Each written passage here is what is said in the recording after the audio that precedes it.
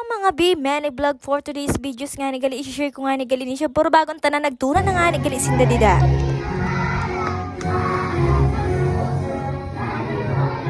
Dahil wala pala tayong magawa na content ay ito na lang mga be, ito i-share ko ito sa inyo, itong buwan ng wika dito sa amin, malapit lang ito dito sa aming lugar, itong Batuan is elementary dito pala nag-aaral yung anak ko. Karampa-rampa na nga na sila mga be, ginapakita na nga nilidaan nila mga sulot na mga maganda gayon. Tuminiskuwid ito mga dati namon sa mag-eskwela pa man ako ay irugman gayon kami sini kaya nakakamiss lang gayon maging bata. Mga sini na kinagandahan kay very ka supportive gayon diyan mga nanay didi sa amon kay ate kada sinda nagakita man kag nagasupport sa inda mga kaanakan. Great na pala ito mga bito nagarampa-rampa dito sa stage siya na school kaya ate na sinda pas na sinda ng pag-cute kag rampa-rampa sa inda mga bado na mga ka-cute gid kaayo kat sa inda paka-prepare sa inda mga mama sini na inda surul oto. Alam nyo ba mga bena usa didi na nagustuhan ko talaga ininusan naging tahi isan-isan na pagkamama didi sa amon inindres na Pilipiniana na vlog ang iya pagkahimo.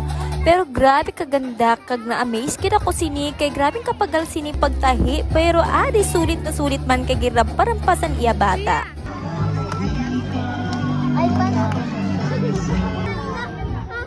At ayan na mga bets at matapos na nga nito pagrampa ng mga bata at na nga ni it's time na nga ni para mag-award din sa mga matibay na nga ni Dida magtula.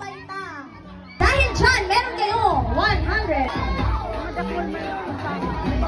At ayan na mga be, grabe nakaka-proud nga ni Didi Banda kay grabe na nga rin ako Didi kaya na akong bata first place nga ni gali sa poster making nga ni grabe nakaka-proud kayo bilang isang ina. Nasulit nga ni an amon da kapoy na duwa sang kakaadal sang kahimo sang poster making ada. Dito na lang gali ang akong mga mini vlog mga be kay grabe nagdang kapoy ka duwal. Salamat sa panonood. God bless and bye-bye.